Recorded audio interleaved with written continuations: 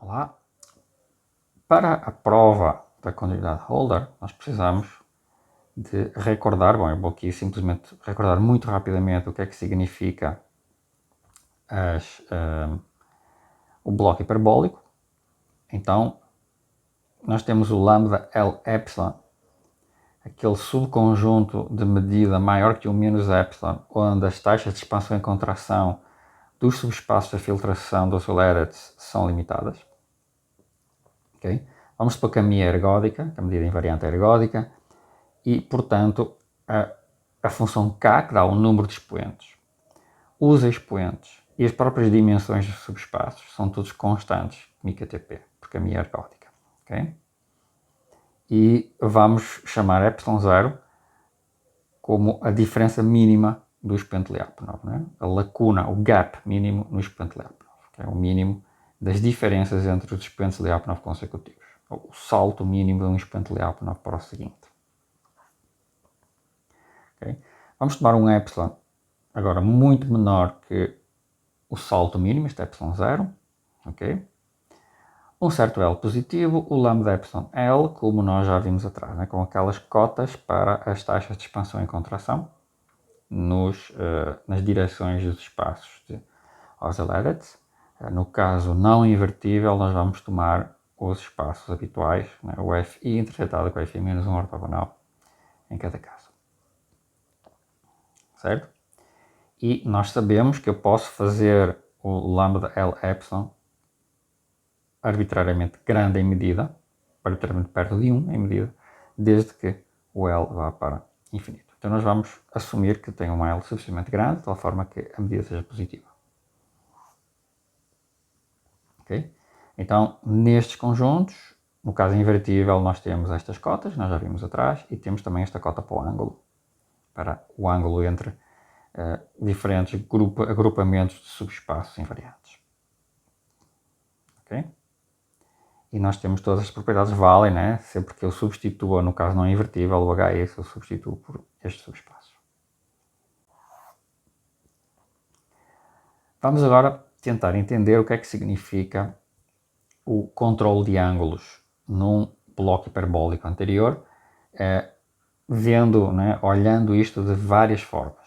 Então, suponhamos que eu tenho EF, espaços complementares, de um subespaço complementar do espaço vetorial RD, e o seno do ângulo entre eles tem módulo maior ou igual que uma certa constante aqui.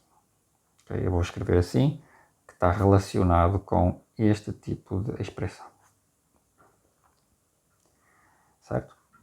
Então, isto significa em particular o que é? Observem que se eu pegar um vetor U e eu decompor esse vetor U em soma de E com F, de um vetor V em E e um vetor W com F, nós temos que o seno do ângulo entre E vezes F vezes a norma de V é menor ou igual que V mais W, e o seno do ângulo de E vezes F vezes W é menor ou igual que V mais W. Ok? Isto é por causa da própria definição de seno. Vejamos, temos aqui, se considerarmos aqui F e aqui E, e tomarmos aqui um vetor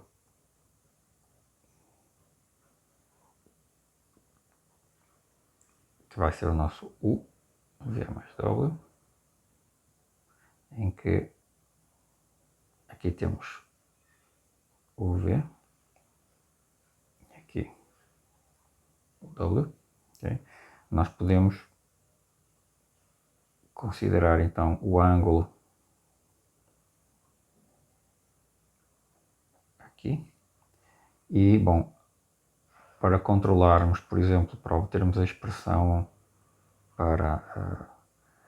para o W, basta nós considerarmos aqui um espaço ortogonal ao E, fazermos a decomposição em relação a esse espaço ortogonal do mesmo vetor E agora observarmos que vamos chamar isto aqui de ômega. Okay? Então, como de composição ortogonal, nós automaticamente temos que o comprimento de V mais W vai ser certamente maior que o comprimento de ômega. Okay? Porque isto agora é uma decomposição ortogonal, mas o comprimento de ômega, uma vez que este ângulo é exatamente o ângulo que nós temos antes, e uma vez que o W também está aqui, este é o comprimento de W, então o ômega é igual a W vezes o seno do ângulo. Então esta desigualdade é exatamente esta. Ok? Então, a outra desigualdade é só trocarmos o E com o F. Okay? Então temos como deduzir estas desigualdades e, portanto, a partir daqui, para valores bastante grandes do L e do Xi, nós podemos dizer que o maior valor entre norma de V e norma de W é menor ou igual que 1 sobre o seno, né? L sobre Xi, vezes a norma da soma de V mais W. Okay? Então, para a decomposição da Celadete em X no conjunto lambda epsilon L, nós vamos obter que o máximo entre V e W é menor ou igual que E elevado a epsilon vezes a módulo de M vezes o L vezes a norma do V mais W. Okay? Qualquer que seja o V numa certa soma de subespaços e um W, aqui devia ser W, na soma complementar de subespaços. Okay? E é assim que nós podemos entender o que é que significa aquela cota para o seno. Okay? A cota anterior para o seno nós podemos enxergá-la deste jeito. Se eu tiver um vetor que é soma de dois vetores em diferentes subespaços, né? Então a norma da soma vezes o inverso do seno é maior ou igual que a norma de cada uma das parcelas. Podemos também dar uma descrição alternativa para estas distâncias. Nós podemos enxergar, por exemplo, o F, subespaço da RDA, como um gráfico de E em E ortogonal. Okay, eu pego uma aplicação linear de E em E ortogonal e o F é um gráfico, portanto imaginemos eu tenho, deixem-me exprimir esta ideia. Então, eu tenho aqui E, eu vou ter agora aqui F, e o que é que eu vou fazer? Eu vou tomar o E ortogonal e vou considerar agora o F como um gráfico de uma certa aplicação linear. Okay, então este ponto aqui, para cada vetor U aqui eu vou ter o L de U, né? E o L de U está no ortogonal. Então o que eu vou fazer aqui, vou dizer que o F vai ser U mais L de U, em que o L é uma aplicação de E em E ortogonal.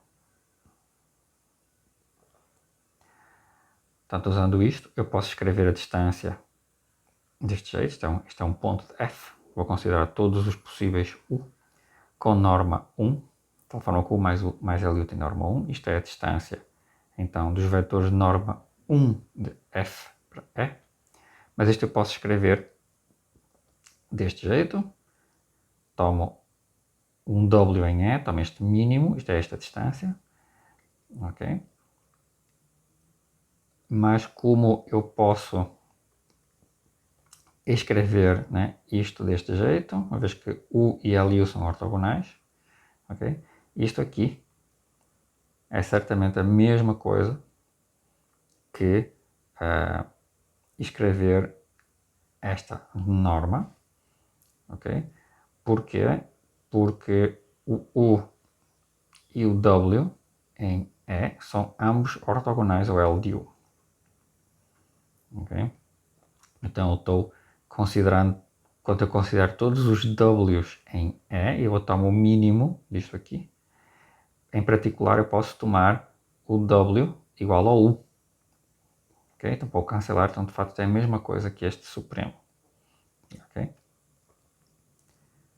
Mas isto é a mesma coisa que tomar esta cota em que eu defino o L para um certo o zero. Portanto, tem um certo valor máximo de fato. Okay? Porque eu estou num espaço vetorial de dimensão finita. Então eu posso dizer que esta distância de fato corresponde a um certo valor da norma do operador L. O operador L sobre a raiz de 1 mais a norma do operador L ao quadrado. Ao contrário, se eu olhar a distância de U a F usando o mesmo tipo de critério, eu vou obter que isto é dominado por L. Concluímos que, deste jeito, a nossa distância de E em F pode ser enquadrada entre a norma do operador L, que dá F como um gráfico de E em ortogonal, e por baixo, norma do operador L sobre raiz de 1 mais norma do operador L ao quadrado. Okay? E de fato, uma outra forma de estimar esta distância, ou até de definir a distância, é dizer que a distância entre A e F é dada pela norma do operador L. Okay? E de fato, nós obtemos uma definição de distância que é proporcional à distância geométrica definida deste jeito. Certo? Então, vamos ver agora um lema extremamente útil, que nos dá um controle da distância entre subespaços via as suas taxas de expansão e contração, através de sequências de aplicações lineares. Ok? Desde que, né, a diferença entre as taxas, entre os crescimentos nas diferentes direções, seja no máximo exponencial. Vamos olhar o lema. Então, este é um lema para pares de subfibrados. Então, o lema diz o seguinte, o lema é meio técnico, okay? Mas ele diz essencialmente se eu tiver duas sequências de matrizes e para algumas cotas, lambda e mi, lambda toque mi, e para algum c, eu consigo decompor o espaço Rn em decomposições de soma direta, E e E', F, F', e um certo D, isto aqui vai ser o tal ângulo, vai ser o controle de ângulo, de tal forma que sempre que eu decomponho U em V mais W, ok? Com o V em E e o W em E', ou o V em F e o W em F', eu tenho que o ângulo, né, é dominado por D, ou seja, né, a norma da soma vezes D é maior ou igual que o máximo da norma dos fatores V e W. Então se eu tenho isto, e se para algum n, eu tenho que a taxa de crescimento na direção de U, né, é dominada por lambda n. E a taxa de crescimento na direção de V é dominada por baixo por μ elevado a n. E analogamente a taxa de crescimento por B é dominada por lambda elevado a n por cima, né, em E, e é dominada por μ elevado a n por baixo em F. Então, para um par delta e A que satisfaz uma certa correlação, de tal maneira que a diferença entre o AN e o BN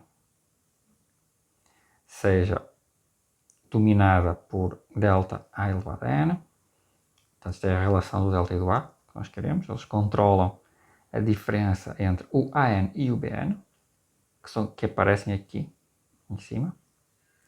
Então, eu tenho uma cota superior para a distância dos subespaços. A distância do E ao F é dominada por uma expressão aqui que depende do delta e depende do lambda e do mi e do t.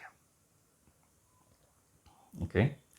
Então, como é que nós aplicamos isto aqui, nós vamos usar no lugar do AN, vai ser o ANX, o lugar do BN vai ser um ANY, e eu vou tomar aqui um U num certo subespaço dos LEDs para X, o U num certo espaço dos LEDs para Y, e o E' e o F' vão ser os espaços complementares. Okay? E a partir daí, se eu tiver este controle para a diferença entre as taxas de crescimento do ANX e do ANY, né, eu consigo ter um controle para a diferença entre os ângulos do espaço E em X e do espaço E em Y. Okay. Um lema que é devido a exatamente o mesmo lema que nós vimos no manhã na prova da fórmula de Pesin, okay? Diz-nos que eu consigo controlar a distância entre o ANX e o ANY por uma constante elevada a n vezes a distância entre x e y a uma certa expoente Holder, okay? Desde que o meu cociclo seja a Euler e a f, a transformação de base, seja Lipschitz. Okay? Isto é exatamente o mesmo tipo de lema que nós usamos para um diffeomorfismo C1 mais alfa para controlar o dfnx e o dfny, esta distância. Usando estes dois lemas, né, nós conseguimos obter a continuidade. Como é que nós fazemos? Bom, peguemos de novo F Lipschitz, A Holder, constante, um cociclo Holder, tomemos um bloco hiperbólico, okay? E com uma medida bem grande, e agora nós tomamos x e y no compacto, no nosso bloco hiperbólico, e para cada i, de 1 até k, para cada subespaço de Accelerated, nós vamos definir o AN como sendo o ANX, o BN como sendo o ANY, o L como sendo E elevado a 2 vezes o que si de k menos o que si de 1, ou seja, isto é o maior expoente de Lyapunov e o menor expoente de Lyapunov. Isto vai ser uma cota para o crescimento do AN e do BN. Vamos dizer que lambda é o E elevado a xi mais epsilon, o mi é o E elevado a xi mais o menos epsilon. Isto é uma cota superior para o crescimento do AN. Isto aqui vai ser uma cota, vamos ver que vai ser uma cota inferior, para um certo crescimento. E vai ser o Fi de x, o E' vai ser o seu ortogonal, o F vai ser o Fi de y e o F' vai ser o seu ortogonal. Okay? Uma vez que o E' e o F' são ortogonais em relação ao F e ao E, né, por escolha aqui, então o D vai ser 1. Este D é 1, aquela distância, aquele ângulo, perdão, aquela cota de ângulo é exatamente 1. Então, o ANX, né, ele cresce exponencialmente no máximo, exponencialmente pela definição do lambda epsilon, com a taxa L. Okay. Pelo lema de manhã, nós podemos achar um A grandão, de tal forma que o AN e o BN, a diferença entre eles, cresce no máximo como esta distância elevado a Ni, okay, vezes um certo A elevado a N. Okay, vamos ver o lema anterior. Isto aqui vai aparecer o AN, aqui vai aparecer o BN, e aqui o controle. Este vai ser o nosso delta, que vai encaixar direitinho com esta condição. Certo?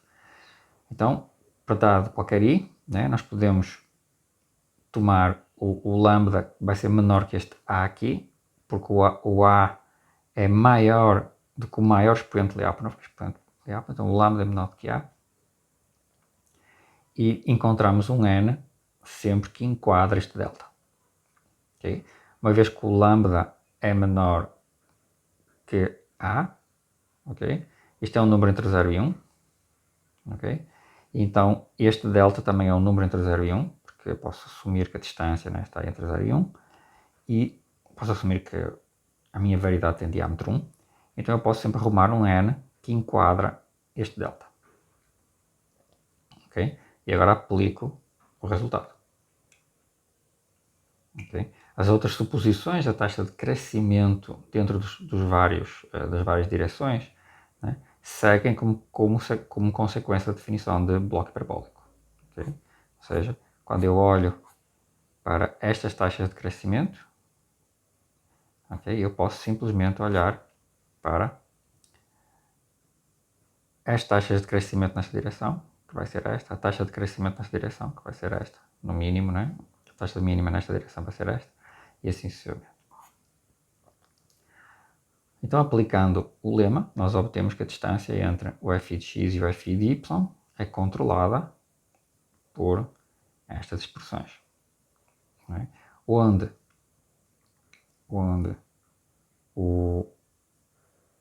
eu faço eta i como sendo esta diferença das taxas de crescimento, que vai corresponder aqui, né, a este quociente, e aqui uma certa constante que vai aparecer. E o ômega i, que é esta expressão aqui, é o eta i anterior sobre esta expressão, que é aquele quociente anterior. Okay? E claro, nós sabemos que o L cresce, ele explode neste L, nós não temos o controle, ele vai para infinito quando o F vai para zero. Okay? Então isto automaticamente nos diz que eu tenho a distância controlada de maneira Holder, né? Sempre que o x e o y estejam próximos. No compacto, lambda epsilon, que eu construí. Né? Isto dá a prova do caso não invertível, porque eu estou trabalhando apenas com os f's que fazem parte daquela família crescente de subespaços, né? Que vem pelo teorema da Torsellai não invertível. Como consequência deste argumento, mesmo tipo de argumento, nos diz como obter uma continuidade Holder de uma decomposição hiperbólica. Okay? Basta tomar E elevado ao ES e o EU como sendo a minha decomposição hiperbólica, né? Com as taxas de expansão dadas, portanto, a taxa de contração no E sendo lambda e a taxa de expansão em EU sendo pelo menos mi. Okay? Eu posso tomar o lambda como todo o conjunto hiperbólico. Okay? E temos aquela cota que vem do lema de manhã. Certo? E, portanto, eu posso aplicar agora para qualquer A maior que este C1, eu posso considerar um delta sendo igual à distância de x e y, dos dois pontos onde eu quero comparar o E de x e o E de y. Eu posso pegar delta como sendo esta distância, escolho um A maior que C1, escolho um N de tal forma que obtenho este enquadramento. E agora observo que eu tenho o AN menos o BN sendo, né, AN igual a dFnx e o BN igual a dFny, tenho que esta cota, que é C1 elevado a N, pode ser escrita com uma certa expressão que envolve o delta e o alfa,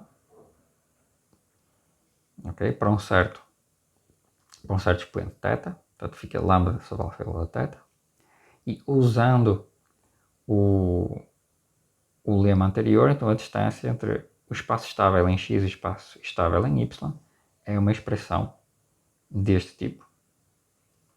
Okay? E, portanto, este delta é a distância entre x e y. Isto aqui é o expoente o expoente Holder. Este é o expoente Holder. Este expoente de delta está em 0,1. É um certo expoente que existe. Portanto, a distância entre x e y elevado a este expoente, e tem aqui esta constante. É a constante de Holder, e aqui o expoente de Holder para a distância entre o espaço estável e o espaço instável. Okay? Nós podemos obter isto automaticamente para um conjunto hiperbólico. Portanto, isto prova a continuidade Euler da foliação estável, não, da fibração estável para qualquer conjunto uniformemente hiperbólico, okay? De um compacto, de um diffeomorfismo C1. De fato, pode ser de uma transformação C1 que eu só preciso de usar a contração e uma cota para a expansão. Okay?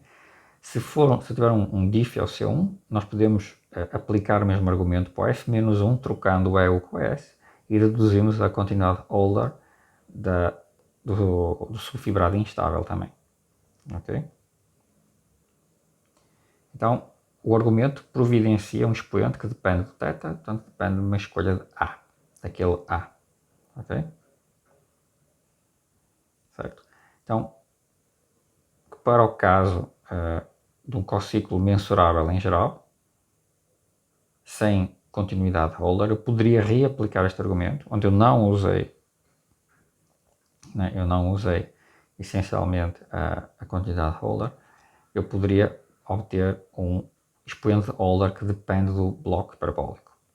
Okay? Podia usar um argumento parecido com este. A prova para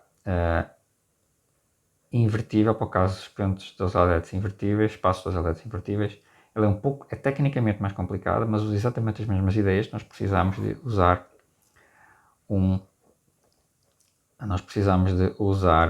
decomposições de espaço tangente. Agora vamos trabalhar com 3 subespaços e vamos reduzir, este caso, 3 subespaços que têm crescimento distinto. Okay? E assim nós vamos depois agrupar os expoentes, os espaços das LEDs em grupos